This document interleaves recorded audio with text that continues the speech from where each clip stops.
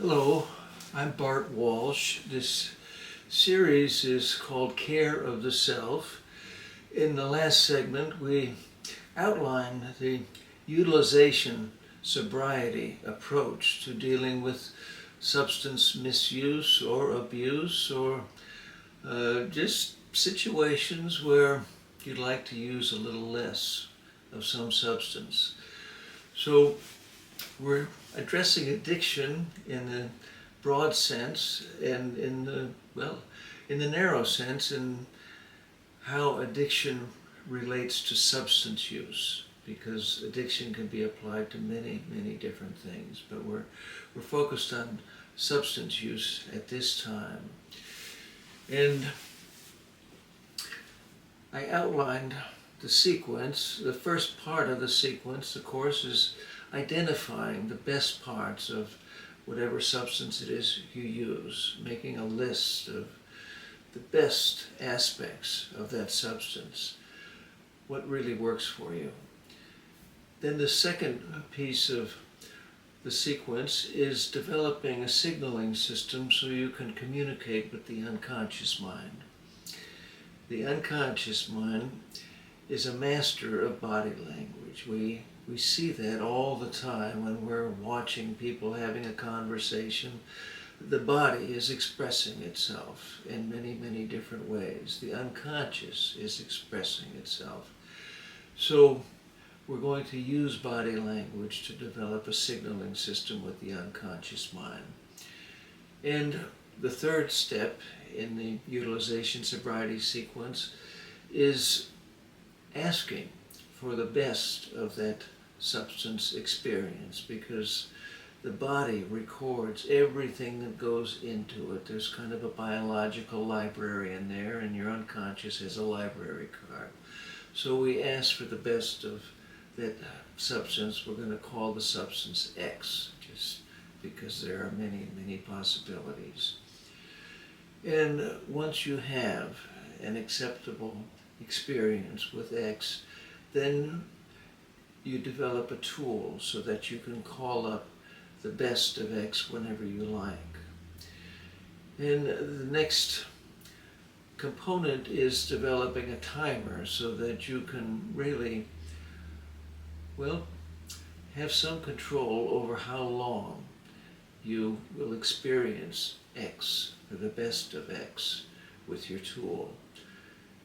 And then the final piece of this sequence is asking the unconscious to resolve whatever craving or need you have for X, so that in the future, X will simply be a choice, not a need.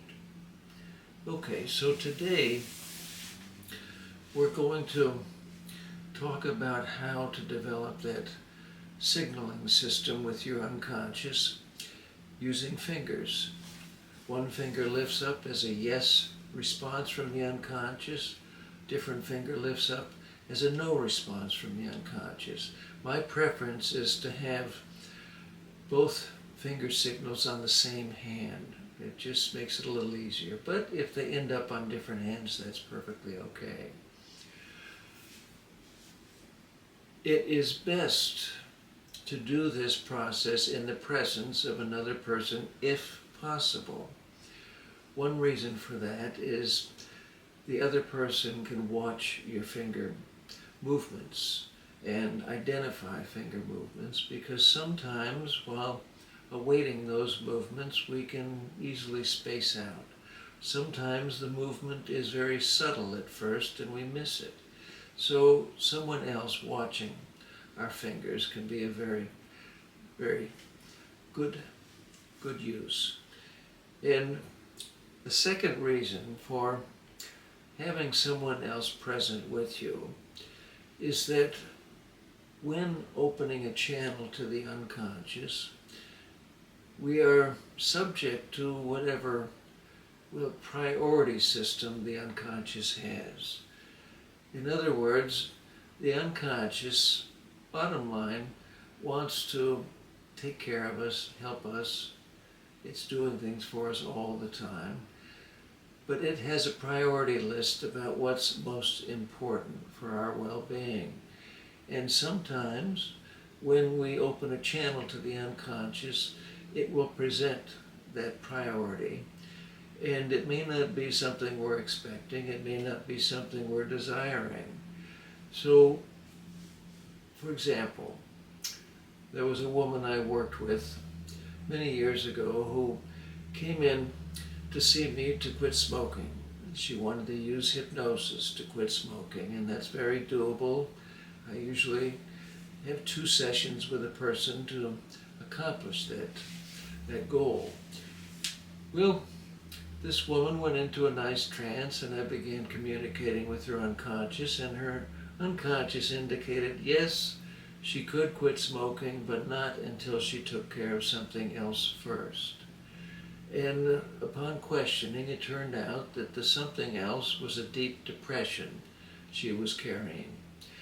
So I roused the woman from her trance, and she said yes, she had been depressed, and she even had suicidal thoughts. She had no plan of suicide, but she was feeling pretty bad. And she thought that accomplishing a goal like quitting smoking might help alleviate the depression. So I asked her if it would be all right if we took a little more time to deal with the depression. We did that. She was able to resolve the depression and then quit smoking. So that was her it was the priority system that her unconscious had. Dealing with or resolving the depression was a much higher priority than quitting smoking. So we don't know when we open up a channel to the unconscious exactly what's going to come up. But sometimes there's things like that that will surface, and it's nice to have someone else present, just by way of support. What you can do to start with, once you decide to follow through with this process, put yourself in a comfortable position and position your hands so that the fingers are very free to move. There are no obstacles to your fingers. They can freely move. Some people prefer to have their hands palm up, some palm down, and you can experiment with that, see what works best for you. But make sure that the fingers are very free to move. And then give your unconscious permission to develop this signaling system through your fingers. Now, you already have one significant yes-no signaling system with your unconscious: head nods, head shakes. When you're having a conversation, your head nods and shakes without premeditation. It's the unconscious expressing things that way. So this is yet another way that the unconscious can express its position through your fingers. You want to give the unconscious permission to develop this signaling system through your fingers, just a matter of sending that message inward. And then think of something very positive. Could be anything at all. It might be a place you like to be, some activity you enjoy, favorite food. It could be anything at all that's positive for you.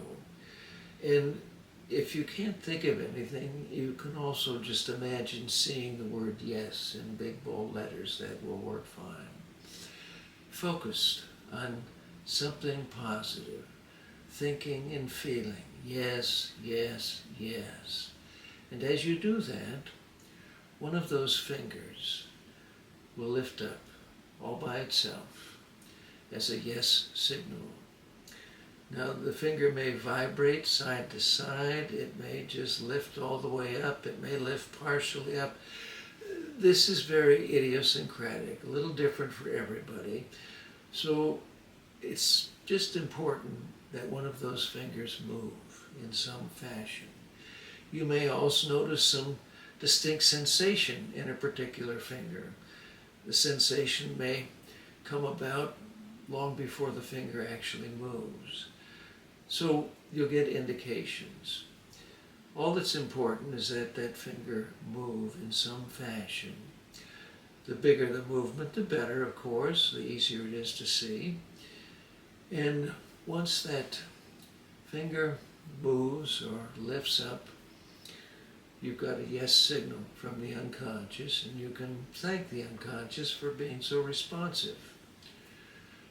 Then you want to ask the unconscious to develop a no signal on that same hand, and wonder which other finger is going to lift up to signal no. So let yourself think of something that represents no. Might be a flat tire or an alarm clock going off. It could be anything that represents no. If you're having difficulty thinking of something, you can imagine seeing the word no in big bold letters. Thinking and feeling, no, no, no. And just awaiting a movement in a different finger. And once you have that movement, you've got a no signal, and you can thank the unconscious for being so responsive. So this then gives you a signaling system you can use with your unconscious, and whenever you want to use it, you'll simply say out loud, I'd like to ask some questions, and have the unconscious respond through my fingers. And once you pose a question, be patient, awaiting a response. Trust that you will get the response through your fingers. Okay. So this is the step then. The second step in this utilization sobriety process. And in the next segment, we'll be addressing the third step, requesting the best of X. So realize that this information is in the Utilization Sobriety book, and the same tools are listed in the most recent book, Care of the Self, Owner's Manual. So hope to see you in the next segment. Thanks for watching.